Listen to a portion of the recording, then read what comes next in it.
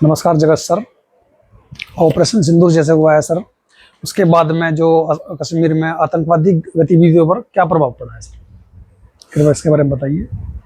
देख भाई रविंदर, एक बात है, ऑपरेशन सिंदूर एक अपने आप में हमारी सेना द्वारा करा गया एक वो पराक्रम का कार्य है जिसमें दो चीज़ों का बहुत अच्छा तालमेल बैठा। एक टेक्नोलॉजी का और एक हमारी सेना का जो मोरल है उसका।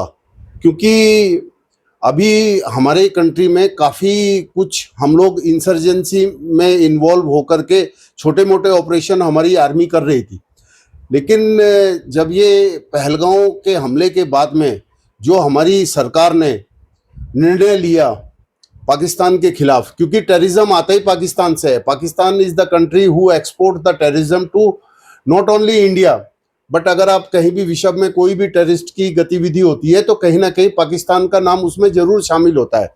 अगर आप देखो तो ओसामा बिन लादेन वो भी पाकिस्तान में पकड़ा गया था रविंदर। जी जी, एबटाबाद में। हाँ, एबटाबाद में, उनके शहर में, वो पाकिस्तान के अंदर ही है वो शहर भी। जी जी। और इसमें पाकिस्तान को अगर ये जरा सी भी भूल हो कि मतलब हमारी सेना किसी भी तरीके से सक्षम नहीं है तो उनकी एक गलतफहमी दूर हो गई। और दूसरी एक सबसे बड़ी बात कि हमारे यहाँ पर पिछले 7-8 सालों से बहुत सारी कंपनियां मिलिट्री या डिफेंस के इक्विपमेंट मैन्युफैक्चरिंग कर रही है, और ये सारा जो भी सक्सेस हुआ हमारा ऑपरेशन सिंदूर, इसमें इंडिजीनियस यानी कि स्वदेशी कंपनियों के वेपन्स, स्वदेशी कंपनियों की टेक्नोलॉजी ने ही अपना बेहतर प्रदर्शन किया।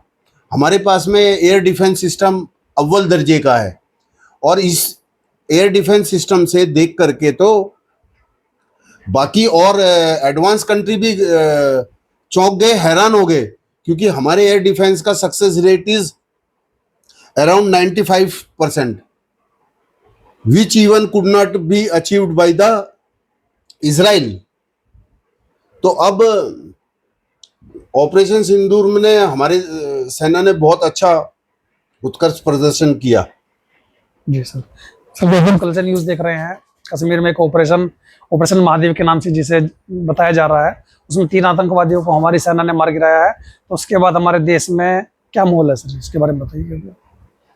देखो भाई, आपको तो, आप सिविलियन हो, आपको तो एक ऐसा लगता होगा हाँ भाई उग्रवादी मार दिया, लेकिन हम चूंकि मिलिट्री में रहे तो हमें उसकी स्ट्रेटेजी, प्लानिंग और किस तरीके से इनपुट मिले होंगे, वो कहाँ है, उन्हें घेर कर मारा, नेस्तनाबूद किया। हमारी सेना किसी भी रूप में कमजोर नहीं है।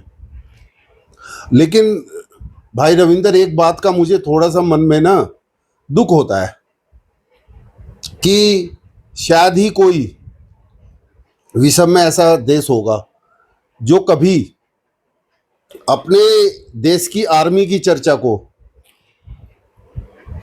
पार्लियामेंट में लेके जाता हो, या कभी आर्मी की कैपेबिलिटीज के ऊपर या उसकी कैपेसिटी के ऊपर सवाल उठाता हो।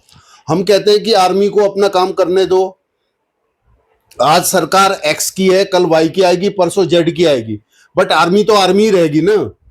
आर्मी का तो किसी से कोई ऐसा नहीं है, क्योंकि defence system, army has its own existence. और आज से नहीं, जब से देश आजाद हुआ तब से इंडियन आर्मी, इंडियन मिलिट्री अपना कार्य बहुत बेहतरीन तरीके से कर रही है, तीनों सेनाएं। मैं कहता हूं कि ये एक बड़ा दुर्भाग्यपूर्ण बात होती है, एक वर्ड भी नहीं बोलना चाहिए किसी को। आज एक्स की सरकार है, कल वाई की आएगी, परसों जेड की आएगी, हो सकता है एक्स की सरकार 10 साल और रह जाए या वाई की रह जाए। भाई सरकार का तो आनी जानी है, लेकिन सेना थोड़ा आनी जानी चीज है। अब सेना के ऊपर उठ करके जिसके घर में कोई आज तक शायद सेना के कैंट के एरिया में भी नहीं गया होगा, वो आदमी भी टिका टिप्पणी कर देता है, जिसने शायद कभी यूनिफॉर्म में किसी एक सोल्जर को भी नहीं देखा होगा, वो भी उठ करके मुंह से कुछ बेबाक बात बोल देता है। तो ये एक दुर्भाग्यपूर्ण बात है। बहुत बहुत धन्यवाद सर, कुछ के बारे में जानकारी देने के लिए आपका बहुत बहुत धन्यवाद। Thank you very much Ravinder.